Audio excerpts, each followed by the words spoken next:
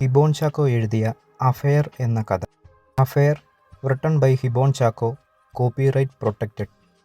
Affair erotic thriller part 8.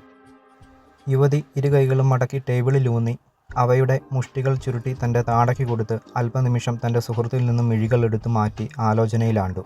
അപ്പോഴേക്കും ഹണിയും തൻ്റെ താടയ്ക്ക് തൻ്റെ കൂട്ടുകാരിയെപ്പോലെ കൈകൾ കൊടുത്തിരുന്നു. യുവതി അല്പം അങ്ങനെ കഴിഞ്ഞ് പറഞ്ഞു, ഇതിപ്പോൾ എന്തു പറയാനാ, മുന്നോട്ട് നോക്കാം എന്താന്നാ, പിറകോട്ടിങ്ങനെ ചികഞ്ഞിട്ട് ഒരു കാര്യവുമില്ല. ഇത് കേട്ട ശേഷം മറുപടി രഹിതയായി ഹണി തുടർന്ന് പഴയപടി തന്നെ ഇരുന്നു. അവൻ്റെ ഡീറ്റെയിൽസോ കോണ്ടാക്ട്സോ വല്ലതും ഉണ്ടോ നിൻ്റെ കയ്യിൽ? അറിയാമോ വല്ലതും? അധിക നിമിഷം കളയാതെ യുവതി ഹണിയോടായി ഇങ്ങനെ ചോദിച്ചു. എൻ്റെ കയ്യിൽ അവൻ്റെ നമ്പർ മാത്രമേ ഉള്ളൂ. അത് ഞാനന്ന് ഫ്ലാറ്റിൽ വെച്ച് വാങ്ങിച്ചതാ. നേർത്തൊരു ജാള്യതയ്ക്ക് പക്ഷേ അർത്ഥം കൊടുത്ത് ഹണി ഇങ്ങനെ മറുപടി നൽകി. ശേഷം കൈകളെ താടയിൽ നിന്നും പിൻവലിപ്പിച്ചു. അവനെ നീ വിളിക്കുന്നത് ശരിയാവില്ല.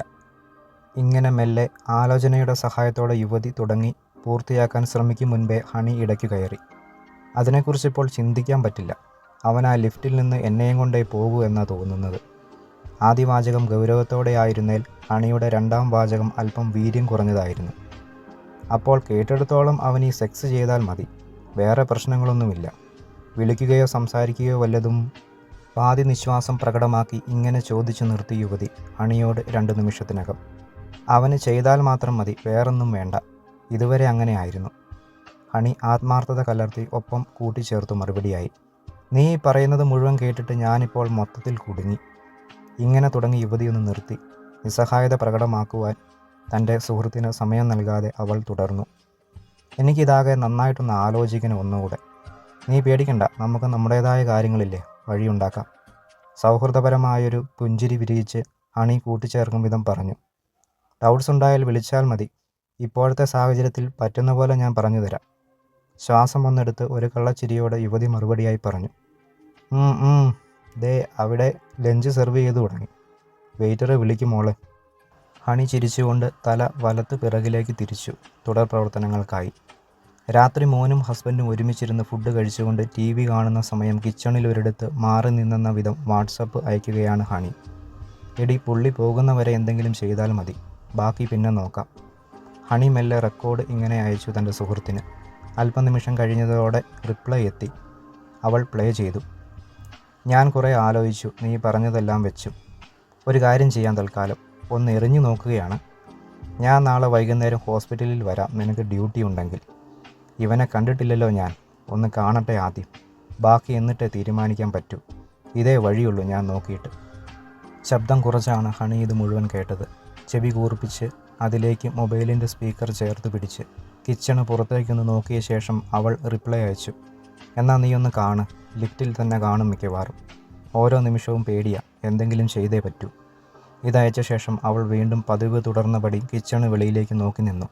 പേടിക്കേണ്ട നീ, നാളെ കാണാം. എൻ്റെ കെട്ടിയോൻ ഓഫീസിൽ നിന്ന് വരാറായി. പിള്ളേരില്ലേലും എനിക്ക് പണിക്ക് കുറവൊന്നുമില്ല. ശരിയെന്നാൽ. അല്പം കഴിയും മുമ്പേ ഇങ്ങനെ റിപ്ലൈ എത്തിയതവൾ പഴയപടി കേട്ടു. ശേഷം ഓക്കെ, ടേക്ക് കെയർ എന്ന് വേഗത്തിൽ ടൈപ്പ് ചെയ്ത് സെൻഡ് ചെയ്തു മറുപടിയായി. ഉടനടി മറ്റൊന്നും നോക്കാതെ ചില പാത്രങ്ങൾ എടുക്കുകയും തട്ടിക്കുകയുമൊക്കെ കാര്യമില്ലാതെ ചെയ്ത ശേഷം തൻ്റെ മൊബൈലുമായി ബനിയനും സാധാരണയൊരു പാൻറ്റും ധരിച്ചിരിക്കെ ഹണി സാവധാനം ഹാളിൽ TV കാണുന്ന ഇരുവരുടെയും അടുത്തേക്കെത്തി. അവളെ ഒന്ന് മാനിച്ച ശേഷം ഹസ്ബൻഡ് TV കാഴ്ച തുടർന്നു. 8. എടി, എൻ്റെ പകുതി ധൈര്യം ഒറ്റയടിക്കങ്ങ് ചോർന്നു പോയി കിടക്കുകയാണ്. എല്ലാം കൊണ്ടും ഇതുവരെ വെച്ച് പുള്ളിക്കാരന് ഒരു വല്ലായ്ക ഫീൽ ചെയ്തിട്ടുണ്ട്. ഡ്യൂട്ടി കഴിഞ്ഞ് പഞ്ച് ചെയ്ത ശേഷം എന്ന വിധം പതിവ് ലിഫ്റ്റിലേക്ക് സുഹൃത്തിനൊപ്പം തിടുക്കത്തിൽ നടക്കുന്നതിനിടയിൽ ഹണി ഇങ്ങനെ പറഞ്ഞു. എടി, ആളെ ഒന്ന് കാണട്ടെ, നീ പേടിക്കാതെ. അവൻ കാണുമോ ലിഫ്റ്റിൽ നിന്ന്? ഹണിയുടെ അതേ തിടുക്കത്തിനൊപ്പം തുടരവേ സുഹൃത്തിങ്ങനെ മറുപടിയായി പറഞ്ഞു നിർത്തി. ഇത് കേട്ട നിമിഷം നർത്തമൊന്ന് പെട്ടെന്ന് അവസാനിപ്പിച്ച് തൻ്റെ സുഹൃത്തിന് നേരെ തിരിഞ്ഞു നിന്ന് ഹണി പറഞ്ഞു. ഇത്രയും ദിവസം ഞാൻ അനുഭവിച്ചതൊന്നും പറഞ്ഞത് ഓർമ്മയില്ലേ നിനക്ക്? ഇന്നലെ കൂടി ഉണ്ടായിരുന്നു. ബാക്കി പറയണോ ഞാനിപ്പോൾ? ഇത് കേട്ട ശേഷം ഒന്ന് മന്ദഹാസം ചുണ്ടിലൊളിപ്പിച്ച് വാ എന്ന അർത്ഥത്തിൽ ഇടത്തു നിൽക്കവേ വലത്ത് കൈയാൽ ഹണിയെ സുഹൃത്ത് മുന്നോട്ട് നയിച്ചു. ഹണി നടത്തം മറ്റൊന്നിനും തുനിയാതെ തുടർന്നു സുഹൃത്തിനൊപ്പം. ഇരുവരും ലിഫ്റ്റിനടുത്തെത്തി. അത് റണ്ണിങ്ങിലായിരുന്നു. തങ്ങളുടെ ഫ്ലോറിലെ സ്വിച്ച് ഹണി അമർത്തിയ ശേഷം ഇരുവരും ലിഫ്റ്റിന് മുന്നിൽ കാത്തുനിന്നു. ഈ പ്ലേസൊക്കെ മെയിൻ്റനൻസ് നടക്കുമെന്ന് നീ പറഞ്ഞിരുന്നല്ലോ, ഒന്നുമായി ലക്ഷണം കാണുന്നില്ലല്ലോ. ആദ്യ വാചകം സുഹൃത്ത് നെറ്റി അല്പം അർത്ഥമില്ലാത്ത വിധം ചുളിപ്പിച്ചാണ് പറഞ്ഞതെങ്കിൽ രണ്ടാമത്തേത് തലയൽപ്പം ഉൾപ്പെടെ പാതി തിരിഞ്ഞു മൊത്തത്തിൽ നോക്കിയെന്ന വിധമാണ്. പണിയൊക്കെ നടക്കുന്നുണ്ട്, ഇങ്ങോട്ടേക്കെത്താൻ കുറച്ച് സമയമെടുക്കും. ആത്മാർത്ഥമായി എന്നാൽ താല്പര്യമില്ലായ്മ കലർത്തിയും ഹണി ഇങ്ങനെ തൻ്റെ സുഹൃത്തിനോട് മറുപടി നൽകി. തൻ്റെ സ്ഥിരം ശൈലിയിൽ നിൽക്കവേ കോട്ടും സ്യൂട്ടും ധരിച്ചിരിക്കെ ഇടതു തോളിൽ ഹാൻഡ് ബാഗ് തൂക്കി അത് ഇരു കൈകളും മുന്നിലേക്ക് താഴ്ത്തി കൂട്ടിപ്പിടിച്ച് ഭദ്രമാക്കി. സുഹൃത്ത് മറുപടിയൊന്നും പറഞ്ഞില്ല. പകരം ലിഫ്റ്റ് തങ്ങളുടെ മുന്നിൽ തുറക്കപ്പെടുവാൻ വേണ്ടി കാത്തു നിൽക്കുംപടി തുടർന്നു. ഇത് ശ്രദ്ധിച്ച് ഹണിയും. അല്പനിമിഷത്തിനകം ലിഫ്റ്റ് എത്തി മെല്ലെ തുറന്നു വന്നു. അകത്തേക്ക് ഹണിയോടൊപ്പം സുഹൃത്തും മെല്ലെ കയറി. ചുരിദാർ ധരിച്ചിരിക്കെ വലിയ എന്നാൽ ഇറക്കം കുറഞ്ഞതുമായ ബോട്ടം. ഹാൻഡ് ബാഗ് ഇടത് തോളിൽ ഉറപ്പിച്ചിരിക്കുന്നു.